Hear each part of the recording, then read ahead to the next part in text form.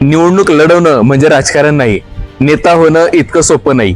नेता होण्यासाठी आपल्याला बराच संघर्ष करावा लागतो. नेता होण्यासाठी सगळ्यात पहिल्यांदा स्वतःच्या तत्वांसोबत संघर्ष करावा लागतो, कुटुंबासोबत संघर्ष करावा लागतो, आपल्या गावासोबत, आपल्या भावकीसोबत, नातेवाईकांसोबत आपल्याला संघर्ष करावा लागतो. आणि या संघर्षातून ज्यावेळेस तुम्ही विजयी होता त्यानंतर खरी लढाई चालू होती ते म्हणजे पक्षांमध्ये, पक्षाच्या अंतर्गत वादामध्ये. आणि या लढाईतून आपण ज्यावेळेस जिंकतो तर जिंकल्यानंतर आपला संघर्ष चालू होतो तिकिटासाठी. तिकिटाची लढाई आपण जिंकली तर जिंकल्यानंतर निवडणुकीमध्ये लढाई चालू होती आपली जिंकण्यासाठीची.